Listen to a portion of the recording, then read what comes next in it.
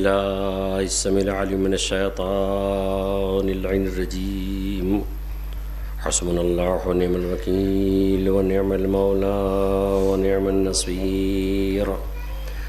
بسم الله الرحمن الرحيم. الحمد لله الذي هدانا لهذا وما كنا لنهتدي لولا أن هدانا الله. لقد جاءت رسل ربنا بالحق والصلاة والسلام على سيدنا ونبينا وشفيع ذنوبنا وطبيب نفوسنا وحبيب قلوبنا أبي القاسم محمد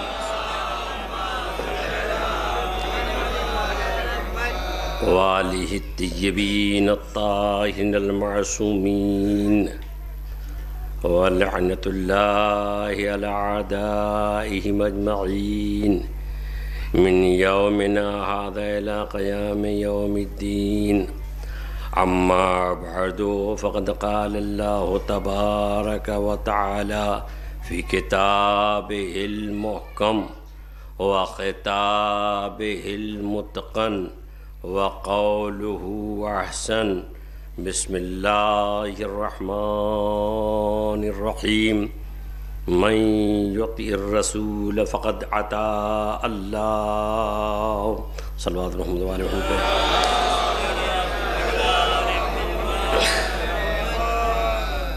اطاعت کے سلسلے میں مختصر ترین آیہ کریمہ کی میں نے تلاوت کی ہے. سورہ مبارک نساء کی 80ویں آیت ہے، جس میں اطاعت پیغمبر کا تذکرہ ہے، اطاعت رسول کا تذکرہ ہے. میری گفتگو اطاعت سے متعلق ہوگی.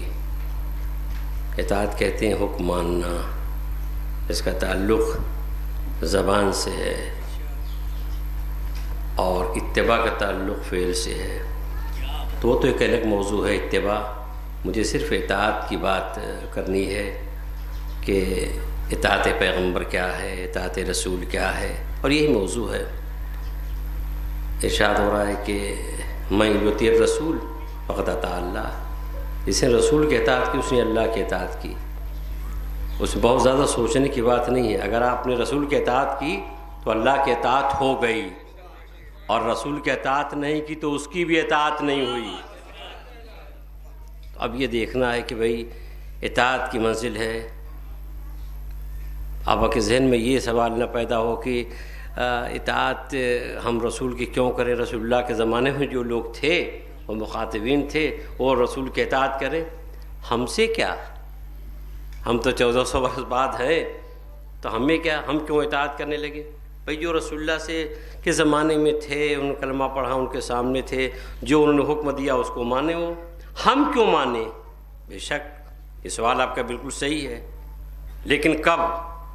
اس وقت اگر رسول کی رسالت اسی وقت تک کے لیے ہوتی، اگر رسول کی رسالت اسی وقت تک ہوتی تو حکم اطاعت بھی اسی وقت تک کے لیے ہوتا. لیکن اگر رسول کی رسالت قیامت اور قیامت کے بعد تک ہے تو حکم اطاعت بھی قیامت تک ہے، بلکہ قیامت کے بعد تک ہے. ایک بار صلوات پڑھیں محمد وآل محمد پہ.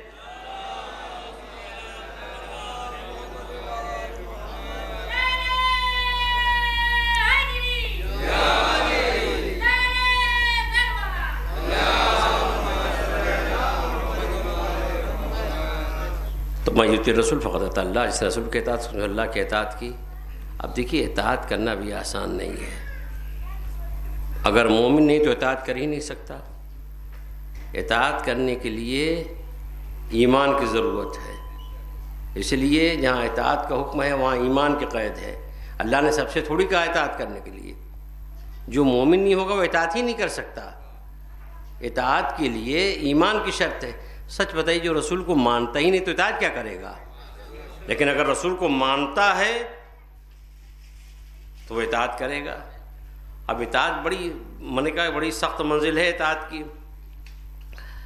اسی لیے حکم یہ ہے کہ یا ایھا الذین آمنوا اطیعوا اللہ واطیعوا الرسول واولی الامر منکم. یہ سورہ مبارک نساء کی 59ویں آیت ہے. ارشاد ہو رہا ہے اے ایمان لانے والو. دیکھیے اللہ نے سب سے خطاب نہیں کیا نہ. اے ایمان لانے والو اللہ کی اطاعت کرو. مومن ہوگا اللہ کی اطاعت کرے گا. واطیعوا الرسول رسول کی اطاعت کرو. اولی الامر منکم جو تم میں سے صاحبان امر ان کی اطاعت کرو. تو 3 ذوات ہیں جن کی اطاعت کا حکم ہے. اللہ رسول صاحبان امر. لفظ اطیعوا 2 3 نہیں.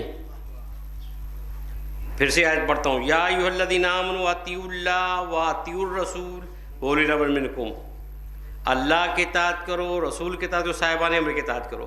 تو ایک لفظ اطیعوا اللہ سے مخصوص اور دوسرا لفظ اطیعوا رسول اور اولی الامر سے مخصوص.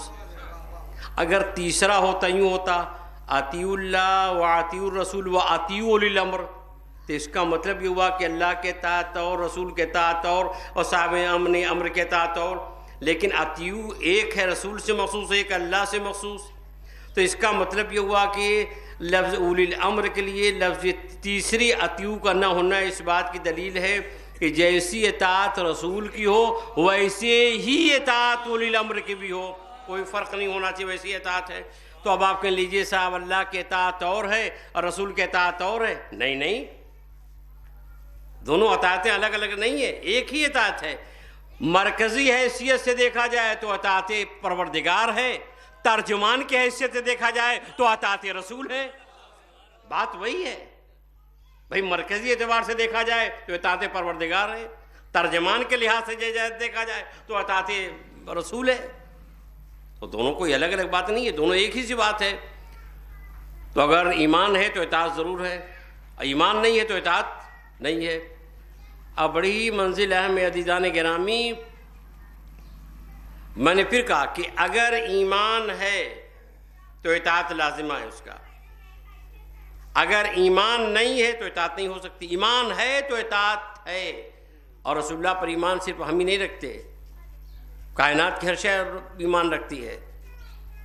ہر شے ایمان رکھتی ہے اور اللہ ہی پر نہیں بلکہ آخرت پر بھی ایمان ہے.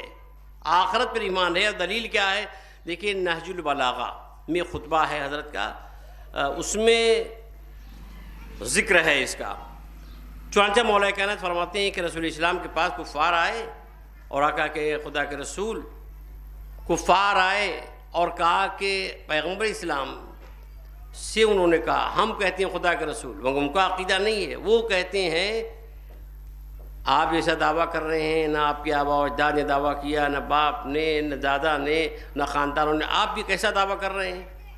اگر آپ اپنے دعوے میں سچے ہیں تو یہ درخت جو سامنے ہے اس درخت کو بلا لیجئے. وہ اپنے تینگے سمجھ رہے تھے کہ شاید یہ بلا نہ پائیں. کہا آپ حکم دیجئے یہ درخت اپنے جڑوں سمیت آ جائے. کیا آپ اس پر قادر ہیں؟ پہلے کہا انشاءاللہ خدا کے اذن سے یہ ہو سکتا ہے. لیکن اگر آ جائے گا تب بھی تم ایمان نہیں لاؤ گے. آ جائے تب بھی ایمان نہیں لاؤ گے. لیکن میں یہ تم کہہ رہے ہو میں کر کے دکھاتا ہوں. اب ذرا غور کیجیے. میں نے کہا اب اللہ پر ایمان کون کون رکھتا ہے؟ دیکھیں آپ تو رسول اسلام نے جو فقرہ ارشاد فرمایا وہ آپ کے سامنے پڑھا ہوں. ارشاد فرمایا یا ایتھا الشجرہ ان کنت تؤمنین باللہ وبالیوم الآخرۃ وتعلمین انی رسول اللہ فانقلعی بعروقک حتی تقفی بین یدی باذن اللہ. اے درخت اگر تو اللہ پر ایمان رکھتا ہے اس کا مطلب یہ ہوا درخت بھی ایمان رکھتے ہیں. اے درخت اگر تو اللہ پر ایمان رکھتا ہے اور آخرت پر ایمان رکھتا ہے اس کا مطلب وہ درخت ہو کر کے آخرت پر ایمان رکھتا ہے اللہ پر ایمان رکھتا ہے. وَتَعْلَمِينَ أَنِّي رَسُولُ اللَّهِ اور بالتحقیق تو یہ جانتا ہے کہ میں اللہ کا رسول ہوں تو فَانْقَلَعِي بِعُرُوقِكَ، تو اپنے جڑوں سمیت اکھڑ جا اور میرے پاس آ جا، حَتَّى تَقْفِ بَيْنَ يَدَيَّ بِإِذْنِ اللَّهِ، یہاں تک اذن پروردگار سے، اذن خدا سے تو میرے سامنے آ کے کھڑا ہو جا۔ یہ حضور نے درس سے کہا۔ اچھا میں ایک بات آپ سے پوچھنا چاہتا ہوں، ذرا مجھے یہ بتائیے کہ اگر اتنی پیغمبر تفصیل نہ کرتے بلکہ اتنا کہتے کہ یا ایھا الشجرہ امرتک، میں تجھ کو حکم دیتا ہوں، میں تجھ کو حکم دیتا ہوں کہ جڑوں سمیت آ جا، فانقلعی بعروقک حتی تقف بین یدی بإذن اللہ، میرے سامنے روبرو آ کھڑا ہو جا، تو کیا وہ درخت نہ آتا؟ بھائی وہ اتنی تفصیل نہ کرے، اے درخت تو اللہ پہ ایمان رکھتا ہے اور آخرت پہ ایمان رکھتا ہے اور تو جانتا ہے کہ میں اللہ کا رسول ہوں، تب صرف اتنا ہی کہتے میں تجھ کو حکم دیتا ہوں اپنی جگہ چھوڑ، جڑوں سمیت میرے سامنے آ کھڑا ہو جا، تو آتا کہ نہیں آتا؟ کچھ کہیے گا، آئے گا، بالکل آ جاتا۔ کیوں؟ ارے بھائی آپ کے جو جانشین ہیں، جو آپ کے حقیقی جانشین برحق ہیں، وہ کہہ دیتے ہیں، ہو جاتا ہے۔ امام نے فرمایا کہ اگر میں چاہوں تو یہ دیوار سونے کی ہو جائے، کہاں نہیں دیوار سونے کی ہو گئی؟ ارے امام نے فرمایا کہ میں نے کہا کب ہے؟ ابھی آپ کے جانشین برحق جو ہے ان کا عالم یہ ہے کہ ہاتھ دھوتے جا رہے ہیں، اپنے مہمان سے پوچھتے ہیں کہ بتا تشت میں کیا ہے، وہ کہتا ہے پانی، امام کہتے ہیں پانی نہیں ہے، یہ سفید موتی ہے، لیجیے پانی سفید موتی ہو گیا، پھر ہاتھ جوڑتے ہیں بھئی تشت میں کیا، اس نے کہا پانی ہے، کہا نہیں یہ زمرد ہے، یہ زمرد ہو گیا، پھر ہاتھ جوڑ رہے ہیں، پوچھا کہ تشت میں کیا ہوگا، پانی، امام نے کہا پانی نہیں، ارے یاقوت سرخ ہے، یعنی بدلتے جاتے ہیں اور رنگ بدلتا جاتا ہے۔ ارے وہ جیسے کہہ رہے ہیں وہ رنگ بدلتا جاتا ہے، تو یہ تو ایسے ہیں، اگر یہ کہہ دیں تو ہو جائے۔ سینکڑوں واقعات شریعت امام نے کہہ دیا ہو گیا، امام نے کہہ دیا، یہ کہہ دیا ہو گیا، اور آپ پچھلی تفصیل یا ایتھا الشجرہ ان کنت تؤمنین باللہ وبالیوم الآخر وتعلمین انی رسول اللہ فانقلعی بعروقک، اے درخت اگر تو اللہ پر ایمان رکھتا ہے، آخرت پر ایمان رکھتا ہے اور بالتحقیق تو جانتا ہے کہ اللہ کا رسول ہوں، تو اپنے جڑوں سمیت آ جا۔ یہ اتنی تفصیل کی ضرورت کیا تھی؟ صرف اتنا کہتے میں حکم دیتا ہوں آ جا۔ آپ نے چاند کے 2 ٹکڑے کیے تو آپ نے کچھ نہیں کہا، اشارہ کیا چاند 2 ٹکڑے ہو میں تقسیم، آپ کے جانشین ہیں اشارہ کر دیتے سورج پلٹ آتا ہے، اور آپ نے اتنی تفصیل، اور کیا آپ نے اتنی تفصیل کی ضرورت کیا تھی؟ عزیزان گرامی، اگر جناب مقداد کہتے، جناب ابو ذر کہتے، یا ہمارے یاسر کہتے، جناب سلمان کہتے اے خدا کے رسول درخت کو بلا دیجئے، تو پیغمبر اسلام ایسے ہی کہتے کہ اے درخت میں تم کو حکم دیتا ہوں۔ لیکن چونکہ کفار کہہ رہے تھے، وہ کہہ رہے تھے جن کا عقیدہ اللہ پہ تھا نہ آخرت پہ تھا، لہذا یہ جملہ کہہ کے پیغمبر ان کو بتانا چاہتے ہیں تم عبرت لو، درس لو، سبق لو، یہ درخت ہو کہ اللہ پر ایمان رکھتا ہے، یہ درخت ہو کہ آخرت پر ایمان رکھتا ہے، یہ درخت ہو کہ مجھ کو پہچانتا ہو، تم کیسے ہو؟ یہ شجر ہو کہ اللہ پر ایمان رکھتا ہے، شجر ہو کر کے آخرت پر ایمان رکھتا ہے، شجر ہو کہ مجھ کو پہچانتا ہے، تم بشر ہو کر کے نہیں پہچانتے؟ عزیزان گرامی، اگر مومن پیغمبر کی رسالت پر عقیدہ رکھنے والا اگر وہ کہتا تو پیغمبر اسی بلاتے ہیں، مرضیوں کو ان کو سبق دینا تھا، ان کو بتانا تھا۔ یہ آج ہی واقع درس ہے، یہ عبرت ہے، نصیحت ہے۔ درخت اللہ پر ایمان رکھتا ہے، درخت آخرت پر ایمان رکھتا ہے، درخت پیغمبر اسلام کو پہچانتا ہے۔ حضور نے جیسے حکم دیا، میں نے کہا ایمان کا لازمہ، دیکھیں 2 لفظ ہیں، یا ایھا الشجرہ ان کنت تؤمنین باللہ وبالیوم الآخر، اگر تو اللہ پر ایمان رکھتا اور آخرت پر، اللہ پر ایمان اور آخرت پر ایمان دونوں لازم و ملزوم ہیں، دونوں ساتھ ساتھ ہیں۔ جس کا ایمان اللہ پہ ہوگا اس کا ایمان آخرت پہ ہوگا، جس کا ایمان آخرت پہ ہوگا اس کا اللہ پہ ہوگا۔ اس طرح کی بہت ساری آیتیں ہیں، انما یامر مساجد اللہ من آمن باللہ وبالیوم الآخر۔ دیکھیے اللہ کی مسجدوں کو وہی آباد رکھتے ہیں جو اللہ پر ایمان رکھتے ہیں اور آخرت پہ۔ اس طرح کی بہت سی آیتیں ہیں عزیزان گرامی جہاں اللہ پر عقیدہ اور آخرت کا عقیدہ دونوں ساتھ ساتھ ہیں. جناب یوسف نے تبلیغ کرتے ہوئے قید خانے میں کہا کہ انی ترکت ملت قوم لا یؤمنون باللہ وہم بالآخرۃ ہم کافرون. میں اس قوم سے کنارہ کش ہو گیا ہوں جو اللہ کو نہیں مانتی اور آخرت کی منکر ہے. دیکھا آپ نے دونوں ساتھ ساتھ. تو جو اللہ کو نہیں مانے گا وہ آخرت کو بھی نہیں مانے گا, جو اللہ کو مانے گا وہ آخرت کو مانے گا, اور جو اللہ پر ایمان رکھے گا اور رسول کو پہچانے گا اطاعت لازم ہے. پیغمبر اسلام جیسی کا درخت نے اپنی جگہ چھوڑی اور پیغمبر اسلام کے پاس آ گیا. اس کا مطلب یہ ہوا کہ اگر ایمان ہے تو اطاعت رسول ساتھ ساتھ ہے. امن یطع الرسول فقد اطاع اللہ. درخت نے رسولی کی اطاعت نہیں کی, اللہ کی بھی اطاعت کی. من یطع الرسول فقد اطاع اللہ. جس نے رسول کی اطاعت کی اس نے اللہ کی اطاعت کی. تو ایمان کا لازمہ ہے اطاعت. اچھا, میں نے کہا کہ بڑی اہم منزل ہے. پیغمبر اسلام کی حدیث سے برابر سنتے رہتے ہیں نماز کے سلسلے میں, صلو کما رأیتمونی اصلی, ایسے نماز پڑھو جیسے میں. تو جیسے رسول نماز پڑھتے ہیں ویسے پڑھیے تب اطاعت رسول ہوگی. حضور نے فرمایا کہ صلو کما رأیتمونی اصلی, ایسے نماز پڑھو جیسے میں پڑھتا ہوں.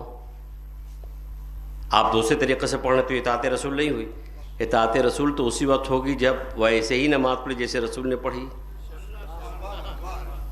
اچھا دیکھیے, نماز کا طریقہ قرآن میں نہیں ہے,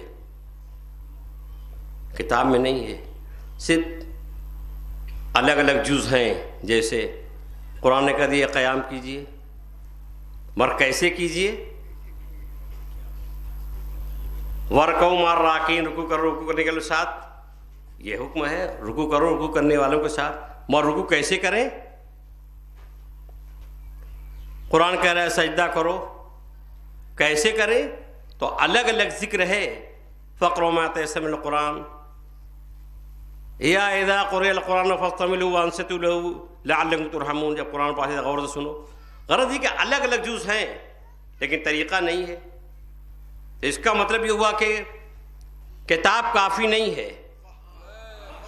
وہ نماز تو بتا سکتی ہے, دکھا نہیں سکتی. لیکن وہ دکھا نہیں سکتی, اس لیے کہ رکوع کے لیے دکھانے کی ضرورت ہے. لفظ رکوع بولا, سمجھ گئے آپ؟ اگر پیغمبر نے کر کے دکھایا تو کیا مطلب سمجھتے آپ؟ سجدہ اگر نبی نے کر کے نہ بتایا سجدہ کیا مطلب؟ بھئی ایک چھوٹے سے بچے کو بلائیے آپ, اس کا بیٹا سجدہ کرو, نہیں کر سکتا, وہ خالی منہ دیکھے گا. اچھا کیا کہہ رہے ہیں؟ بیٹا رکوع کرو, نہیں کر سکتا. چونکہ رکوع کی کیفیت وہ ہے کہ آدمی کر کے دکھائے, بتائے دیکھو ایسے. سجدہ کر کے دکھائے کیسے, بغیر. یہ دو کیفیتیں, سجدہ بغیر دکھائے نہیں آدمی کر سکتا. رکوع, اچھا اگر آپ نہ کرتے ہوتے تو آپ خود رکوع کا مطلب نہیں سمجھ پاتے. اگر سجدہ بولا جاتا نہ کیے ہوتے تو نہ دیکھتے. اچھا اب آئیے ذرا دیکھیے, میں نے کہا کہ رکوع کی کیفیت کو سمجھانے کے لیے عمل کی ضرورت ہے, سجدہ کرنے کے لیے عمل کی ضرورت ہے. اب میں یہاں سے نہج البلاغہ پڑھتا ہوں, پہلا خطبہ دیکھیے. مولائے کائنات خلقت آسمان و زمین کا تذکرہ کرتے فرماتے ہیں کہ خداوند عالم نے بلند آسمان میں شگاف پیدا کیے, بلند آسمان میں شگاف پیدا کیے. فَمَلَأَهُنَّ طَوَارًا مِّن مَلَائِكَتِهِ مِنْهُمْ سُجُودٌ لَا يَرْكَعُونَ رُكُوعٌ لَا يَنْتَصِبُونَ صَافُّونَ لَا يَتَضَاءَلُونَ مُسَبِّحُونَ لَا يَسْمَعُونَ. خداوند عالم نے آسمان میں جو شگاف پیدا کیا, ان شگاف کو طرح طرح کے فرشتوں سے بھر دیا. منہم سجودون, ان میں کچھ سجدہ ریز ہیں جو رکوع نہیں کرتے. لا یرکعون, رکوع نہیں کرتے. رکوع لا ینتصبون, کچھ رکوع میں ہیں جو سیدھے کھڑے نہیں ہو پاتے. اچھا تو کچھ سجدے میں ہیں, کچھ رکوع میں ہیں. اچھا صاحب جب سجدے میں ہیں رکوع میں ہیں تو ان کو سجدہ بتایا کس نے؟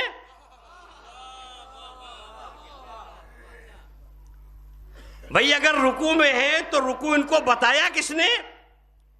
اس لیے کہ بھئی ہم نے تسبیح کی, امام فرماتے ہم نے تسبیح کی تو انہوں نے تسبیح کی, ہم نے تحریر کی لا الہ کہا تو انہوں نے کہا. اس کا مطلب یہ ہوا کہ رکوع وہ کیفیت ہے کرنے کی ضرورت ہے، سجدہ وہ کیفیت ہے کوئی ساجد ہو جو کر کے بتائے۔ اس کا مطلب کچھ ساجد تھے، کچھ رکوع کرنے والے تھے، جن کو دیکھ کے انہوں نے رکوع سیکھا، جنہوں نے ان کو دیکھ کر کے سجدہ کرنا سیکھا، کوئی تھے۔ اب سمجھ میں آئی۔ اب یہاں عزیزان گرامی اب یہیں سے سمجھ لیجئے گا کہ واقعاً ہم لوگ تو مدرس میں ہی پڑھاتے ہیں، بھائی واقعاً بڑے بعض شاگرد تو بڑے ایسے ہوتے ہیں، بڑے اساتذہ کی خدمت کرتے ہیں، بڑے اساتذہ کی خدمت کرتے ہیں، صاحب بہت اساتذہ خدمت کرتے ہیں۔ اور ہم نے تو ایسے دیکھا کہ بوڑھے استاد بھی ہیں، بوڑھا شاگرد بھی ہے، اور استاد کی بڑی خدمت کر رہے ہیں۔ حضور آپ کیا کر رہے ہیں؟ ارے میرے بڑے استاد ہیں، ارے میرے استاد ہیں، میرے استاد ہیں۔ اس کا مطلب یہ ہو کہ جو لائق شاگرد ہوتے ہیں وہ استاد تو کبھی بھولتے نہیں۔ اب عزیزان گرامی اب بات سمجھ میں آئی آپ کے؟ جو شاگرد ہوتے ہیں ہمیشہ خدمت کا جذبہ رہتا ہے۔ اب اگر جھولا جھلانے آئیں، اب اگر چکی چلانے آئیں، اب اگر مدد کرنے کے لیے آئیں تو سمجھیے یہ حق ہے۔ ایک بار صلوات پڑھیں محمد والے محمد پہ۔ منہم سجود لا یرکعون رکوع لا ینتصبون۔ اس میں کچھ ایسے ہیں جو سر بسجود ہیں، جو رکوع نہیں کرتے، کچھ رکوع میں ہیں جو کھڑے نہیں ہوتے، کچھ سب بستہ ہیں جن کی صفیں ٹوٹتی نہیں، کچھ تسبیح میں ہیں جو کبھی تھکتے نہیں۔ تو عزیزان گرامی پیغمبر اسلام نے فرمایا صلو کما رأیتمونی اصلی، ایسے نماز پڑھو جیسے میں دکھایا۔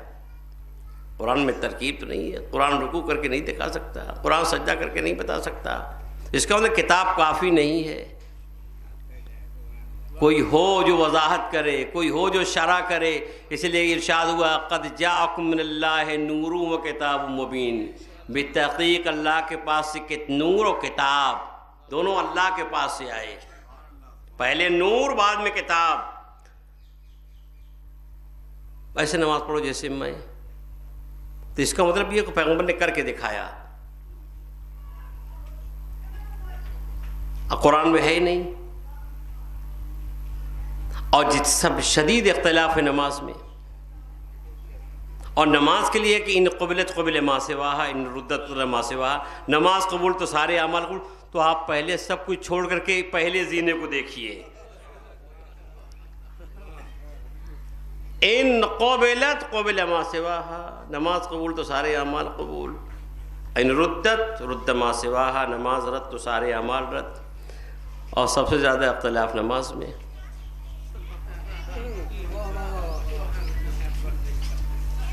بہت اختلاف نماز میں۔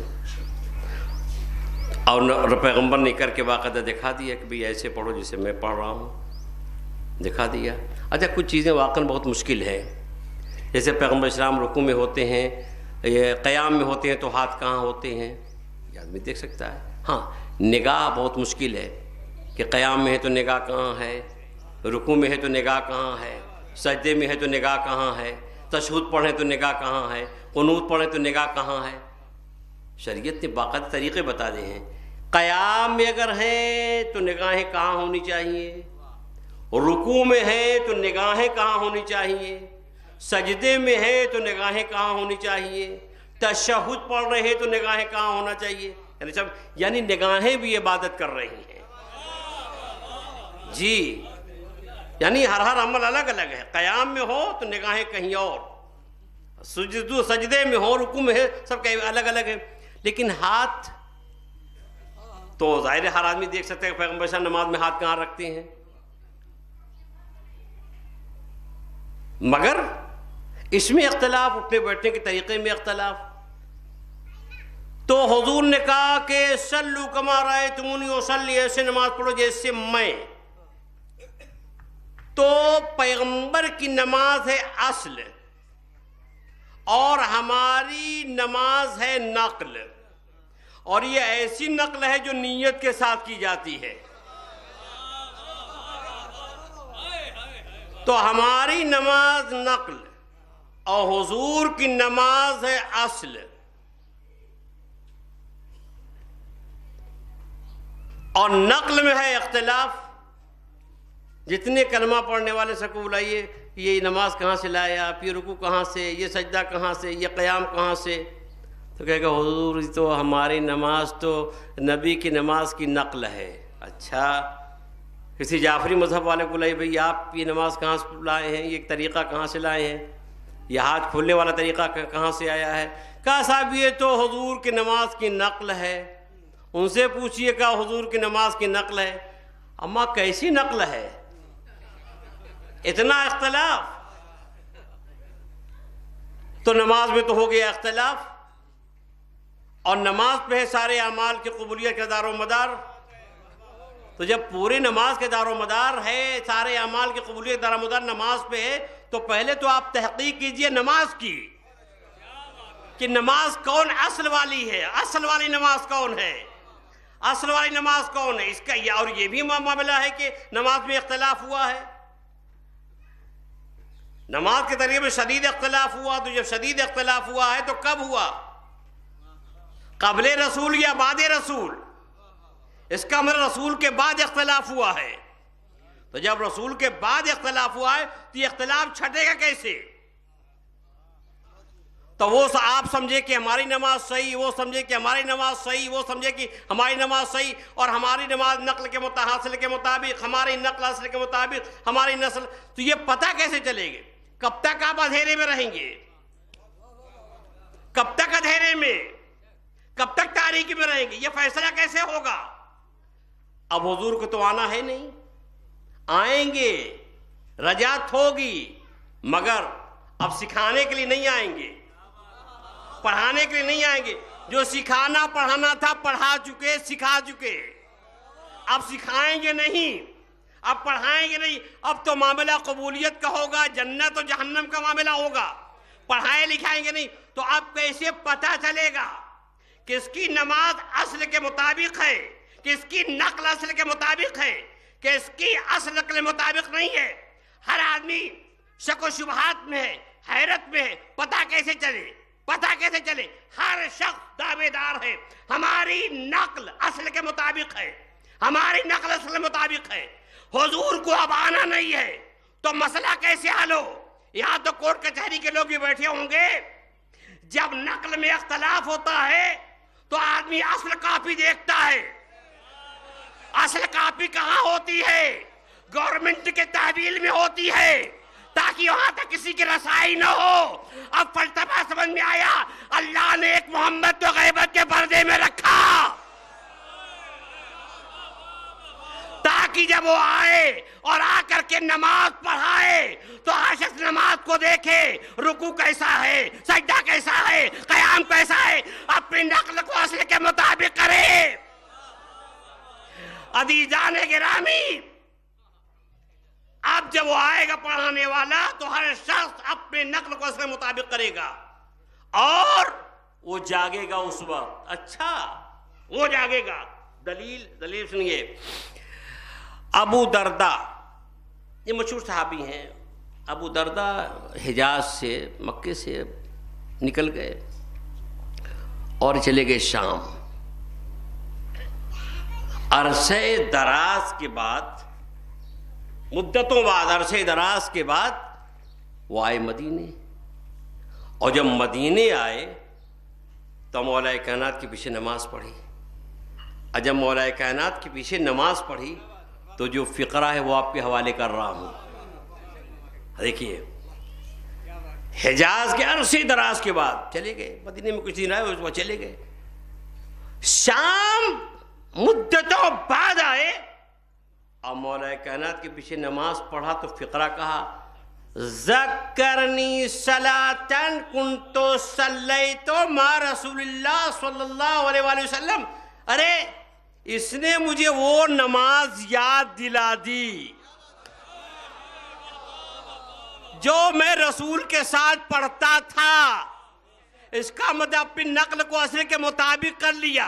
یہ تاریخی جملہ ہے، تاریخی بات ہے، لیکن اب یہاں سے میں یہ کہہ رہا ہوں کہ اگر کوئی ایسا صحابی جس نے پہلے محمد کے پیچھے نمازیں پڑھی ہیں، اگر وہ آخری محمد کے ظہور کے بعد اللہ اسے محشور کر دے اور وہ آخری محمد کے پیچھے نماز پڑھے تو وہ بھی یہ جملہ کہے گا ذکرنی صلاتن کنتو صلیت مع رسول اللہ۔ ارے اتنے زمانے کے بعد اس آخری محمد نے وہ نماز یاد دلا دی جو پہلے محمد کے ساتھ پڑھا کرتا تھا۔ ایک بار صلوات پڑھے محمد و آل محمد پہ۔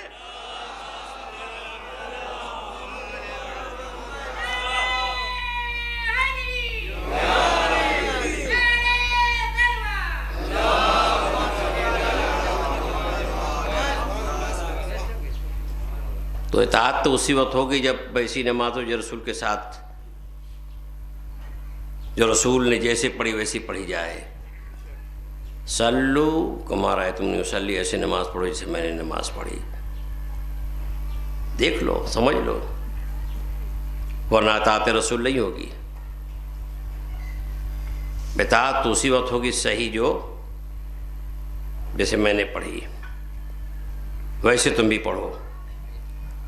میں نے کہا اطاعت کی منزل بہت ہی اہم ہے، بہت ہی اہم ہے۔ اب اس سے آپ سمجھیے اگر کوئی شخص نماز پڑھ رہا ہو اور رسول اسلام آواز دیں تو کیا خیال ہے؟ نماز پڑھیں گے کہ دوڑتے ہوئے آئیں گے؟ جی اس کو سمجھیے۔ اگر آپ نماز پڑھ رہے ہیں، ہم نماز پڑھ رہے ہیں اور رسول اسلام آواز دیں کہ آؤ، تو نماز پڑھیں گے کہ رسول کی آواز پر لبیک کہیں گے؟ کہنے کو تو کہہ دیا آپ نے لبیک، بہت اہم منزل ہے۔ ابی بن کعب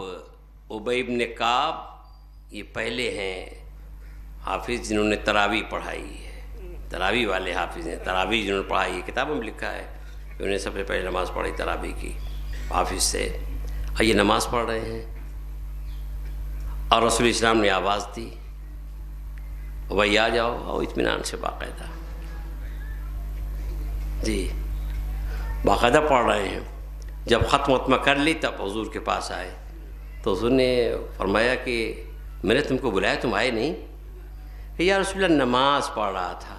کہا نماز سکھائی کس نے؟ کہا حضور نماز تو آپ نے سکھائی۔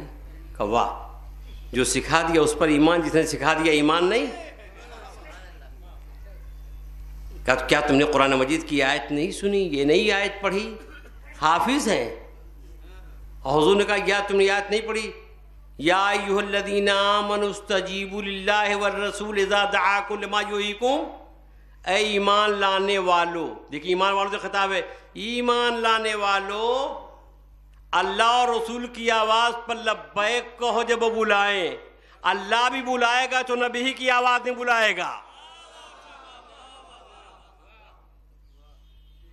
ابی بن کعب نہیں آئے، نہ ابی بن کعب نہیں آئے، نماز پڑھتے رہے۔ تو میں نے کہا اطاعت کی منزل علم چاہتی ہے، ایمان چاہتی ہے، معرفت چاہتی ہے۔ اگر ان کو عرفان ہوتا تو نبی کی آواز پر لبیک کہتے۔ دوسرا رخ، ابی بن کعب نہیں آئے بلانے سے، نماز ختم کر کے آئے۔ دوسرا رخ، پیغمبر اسلام نے شب ہجرت علی بن ابی طالب سے کہا علی آج کی شب، آج کی رات تم میرے بستر پر سو رہو۔ ہے منزل اطاعت، بڑی نازک من، دونوں کو سامنے رکھیے گا۔ ادھر ابی بن کعب کو بلایا، وہ نماز میں تھے، نماز پڑھ کے آئے۔ ادھر مولا کائنات رسول اسلام نے کہا کہ اے علی آج کی رات تم میرے بستر پر سو رہو۔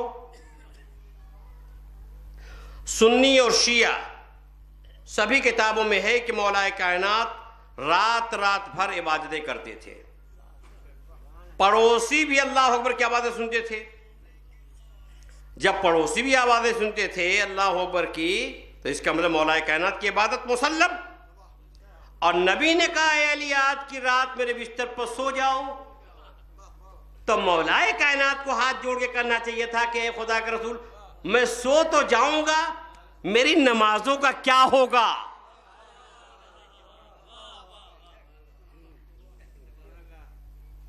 بھائی دو میں سے ایک ہی کام ہوگا، دیکھیے اس کے پیچھے یہ سوال چھپا ہوا ہے.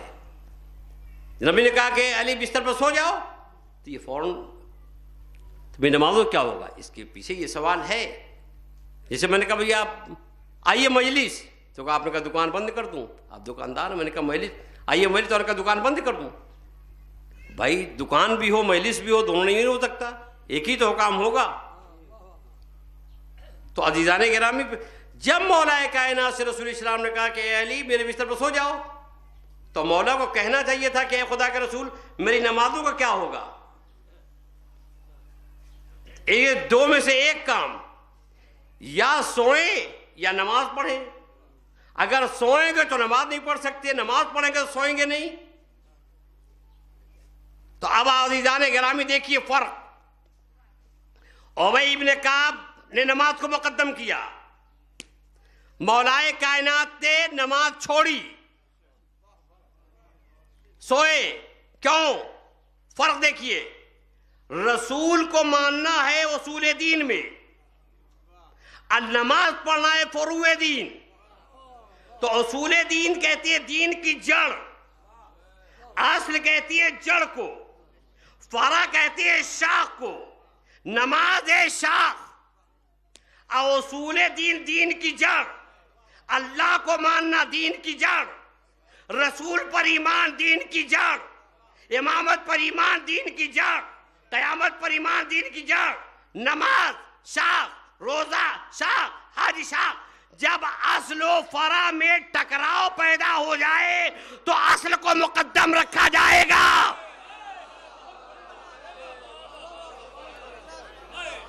جی ابی ابن کعب نے فرع کو مقدم کیا, علی بن ابی طالب نے رسالت اور اصل کو مقدم کیا. کہا اصل ہے تو نماز ہے. اور جب یہاں تک اب آ گئے تو یہ عزیزان کرام یہ بھی کہہ دوں, امامت بھی اصول دین میں, نماز فروع دین میں. جب اصل و فرع میں ٹکراؤ پیدا ہو جائے تو اصل کو مقدم رکھا جائے گا. یہی وجہ ہے پیغمبر اسلام سجدے میں, امام حسین السلام پشت پہ, اے خدا کے رسول ہٹا دیجئے. کہا نہیں, امامت اصول دین میں, نماز فروع دین میں, سجدے کی بقا ہے حسین سے. ایک بار صلوات پڑھیں محمد والے محمد.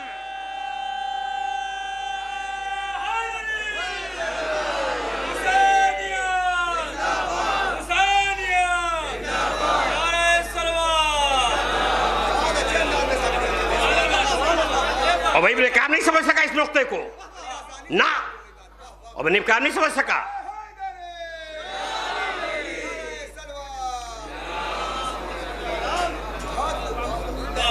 اصل و فرع اس کو سمجھیے. اصل کیا ہے؟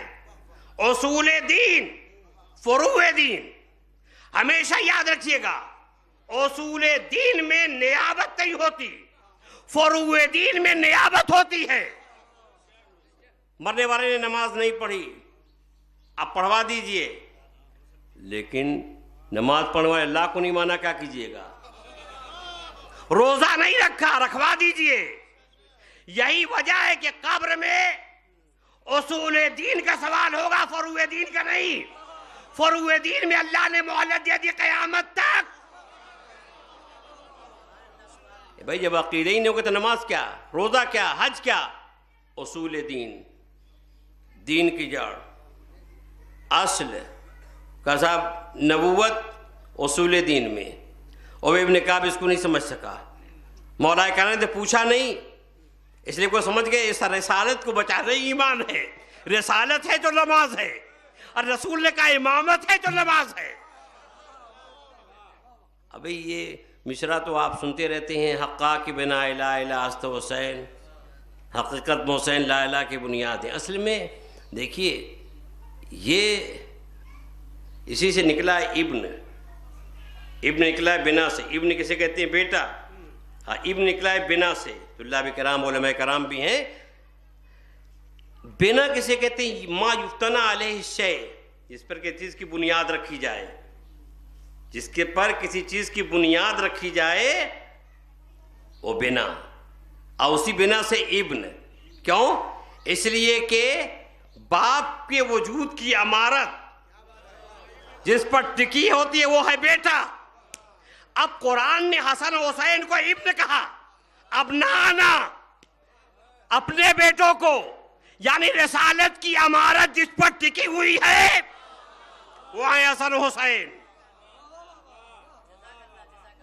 تو عزیزان گرامی، اصل و فرع مولا کائنات نے نہیں پوچھا کہ خدا کے رسول تو میری نمازوں کا کیا ہوگا، نہیں، کہہ دیا۔ اور پیغمبر میں نہیں کچھ کہا تو سو گئے۔ نماز شب پڑھی، حساب نہیں پڑھی۔ لوگ کہتے ہیں کہ الصلاۃ خیر من النوم، نماز نیند سے بہتر ہے، لیکن کہیے تو کہہ دوں آج علی کا سونا نماز سے بہتر ہے؟ رسول کی جان بچانے کے لیے سوئے ہیں، حفاظت رسول میں سوئے ہیں، اور اٹھے کب؟ جب 3 پردے ہٹے تب۔ کہا 3 پردے؟ کہاں؟ اس کا مطلب امامت 3 پردوں میں ہے۔ کہا آپ 3 پردے ہٹے تب علی سمجھ میں آئے کہ علی ہیں۔ پہلا پردہ رات کی تاریکی کا، دوسرا پردہ نبی کی چادر کا، تیسرا پردہ نبی کی 4 دیواری کا۔ اس کا مطلب 3 پردے ہٹائیں گے تب علی سمجھ میں آئیں گے۔ اور علی طالب سوئے، اور جب سوئے تو ایسا سوئے کہ کبھی نہیں سوئے، اور اچھا ہوا سلا دیا، ورنہ نصیریوں کو تو ایک دلیل مل جاتی، ارے وہ بھی نہیں سوتا یہ بھی نہیں سوتے، تو اللہ نے کہا لاؤ سلا دو، ایک شب سلا دیا تو اطاعت رسول میں سوئے۔ عزیزان گرامی، بڑی اہم منزل ہے، بہت اہم منزل ہے اطاعت کی، آسان نہیں ہے اطاعت کرنا۔ اور جب یہاں تک آ گئے تو یہ بھی عرض کر دوں کہ منزل اطاعت میں یہی وجہ ہے کہ نہ مولا کائنات نے کچھ کہا اور نہ جناب زہیر اور جناب سعید نے کچھ کہا۔ ارے بھائی، جب ظہر کا وقت آیا کربلا میں تو ابو اسماعیل شہدابی آگے بڑھے، کہا مولا اول وقت صلاۃ، یہ نماز کا وقت ہے، میں چاہتا ہوں آپ کے پیچھے نماز پڑھ لوں۔ تو امام نے دعا دی، ذکرت الصلاۃ جعلک اللہ من المصلین الذاکرین، اللہ تمہارا شمار نماز گزاروں میں کرے۔ تمہیں قبل اس کے کہ میں کہتا تم نے نماز کو یاد کیا، ذکرت الصلاۃ، تم نے نماز کو یاد کیا قبل اس کے میں کہتا۔ مولا کائنات نے جناب سعید اور جناب زہیر سے فرمایا کہ تم لوگ آگے کھڑے ہو جاؤ، ذرا توجہ کیجیے گا، تم لوگ آگے کھڑے ہو، تیروں کو روکو۔ میں کہتا ہوں کہ جناب سعید اور جناب زہیر کو ہاتھ جوڑ کے کہنا چاہیے تھا، آقا ابو سمامہ جماعت کا ثواب حاصل کریں اور ہم ثواب جماعت سے محروم ہو جائیں۔ کہا نہیں کہا، امام نے کہہ دیا کہ آگے کھڑے ہو جاؤ، حالانکہ بات کہنے کی تھی۔ اگر میں کسی کو کہیں کام سے بھیجوں، جماعت کا وقت ہو تو کہہ سکتا ہے تو کیا جماعت سے نہ پڑھوں میں؟ بھئی اگر کسی میں کہ جماعت کی اذان ہو رہی ہو، جماعت کا وقت ہو، اور میں کسی سے کہوں کہ بھیا چوک چلے جاؤ، بازار چلے جاؤ، تو یہ کہہ سکتا ہے پلٹ کے کہ کیا میں جماعت نہ پڑھوں؟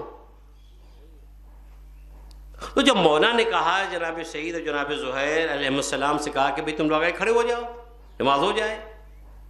اب اس سے بحث نہیں کہ ابو سمامہ سمجھا نہیں پڑھی نماز یا نہیں پڑھی، میں اس سے بحث نہیں کر رہا ہوں کہ شہید ہو گئے۔ بحث یہ کہ ان لوگوں نے کیوں نہیں کہا جناب سعید اور جناب زہیر نے کہ آقا وہ تو جماعت کا ثواب حاصل، کیا ان کے سینے میں وہ دل نہیں تھا جو ابو سمامہ کے دل میں تھا، سینے میں تھا؟ وہ بھی تو کہہ سکتے تھے۔ اس کا مطلب یہ ہوا کہ پہلی بات تو یہ ہے کہ امامت ہے اصول دین میں اور نماز ہے فروع دین میں، اور قرآن کے آتی اللہ و آتی الرسول اولی الامر منکم، جب صاحب امر حکم دے تو چوہ چرا کی کوئی گنجائش نہیں۔ اور دوسرا جواب، جناب سعید اور جناب زہیر علم کے اس منزل پر تھے کہ سمجھ رہے تھے اس وقت جو جماعت کا ثواب ہے اس سے کہیں زیادہ ثواب جماعت پڑھوا دینے کا ہے، اس سے کہیں زیادہ ثواب جماعت پڑھوا دینے کا. اور یہی جناب مولا کائنات علم کے اس منزل پہ تھے کہ سمجھ رہے تھے اس وقت جو رات بھر نماز شب پڑھنے کا، عبادت پڑھنے کرنے کا ثواب ہے، اس سے کہیں زیادہ ثواب رسول کی جان بچانے میں ہے. ایک بار صلوات پڑھے محمد و آل محمد کی.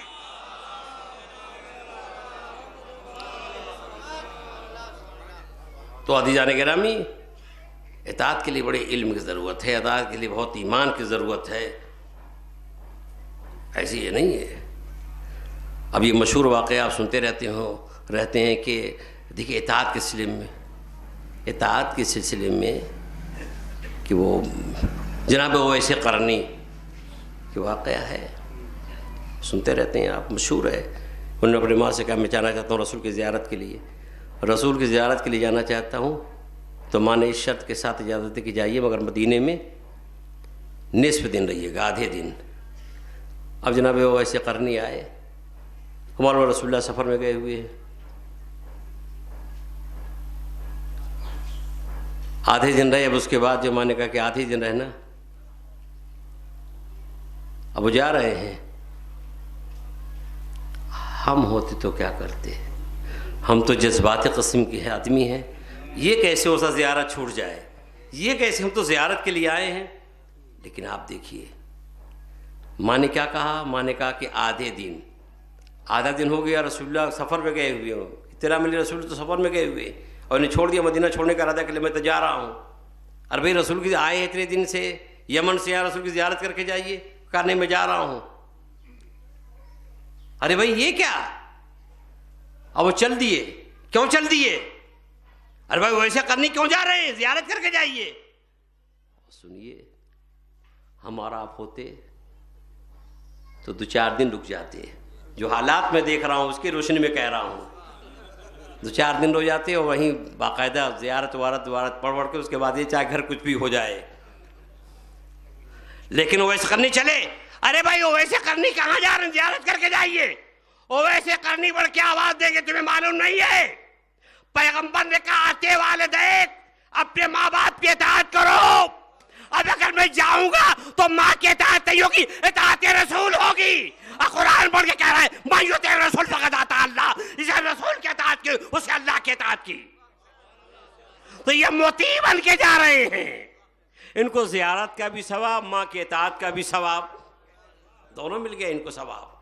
یہ ہے اطاعت رسول، یہ ہے عزیزان گرامی اطاعت رسول. نبی اور امام حکم دیتے ہیں تو چوں چرا کی کوئی گنجائش نہیں کہ آپ لمبی سی تقریر کریں. کیوں کیسے کی بات نہیں ہے. حکم دے دیں فوراً. جیسے مولانا نے 8ویں امام نے حکم دیا ہارون مکی کو تنور میں چلے جاؤ، تو انہوں نے کچھ پوچھا بھی نہیں کیوں کیسے کیا. ارے بھئی امام وقت یا نبی حکم دے دے تو چوں چرا کے کوئی گنجائش نہیں ہے. چوں چرا کیا، اگر آپ تقلید کرتے ہیں چوں چرا کی گنجائش ہی نہیں ہے کہ مرجع نے کیوں کہہ دیا اور کیوں کہہ دیا. ارے بھئی آپ تقلید کرتے ہیں، آپ پابند ہیں، جو کہہ دیا اس کو مانیے. آپ ڈاکٹر نسخہ لکھ دیتا تو آپ بحث نہیں کرتے. یہ کیسے لکھا وہ لکھتا ہے.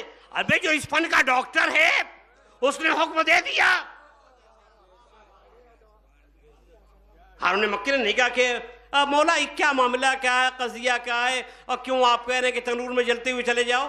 نہیں، مولا نے حکم دیا تنور میں آ جاؤ، چلے جاؤ، اور چلے گئے. جوتی ایک طرف تنور میں چلے گئے. ارے بھائی ہارون کیا کر رہے ہیں، یہ کیا کر رہے ہیں. بڑھ کے آواز دے کے تم نے پڑھا نہیں یا ایھا الذین آمنوا اطیعوا اللہ واطیعوا الرسول واولی الامر منکم. جب صاحب امر حکم دے دے کیوں چرا کوئی گنجائش ہی نہیں ہے نا. اور شان سے اطاعت کی.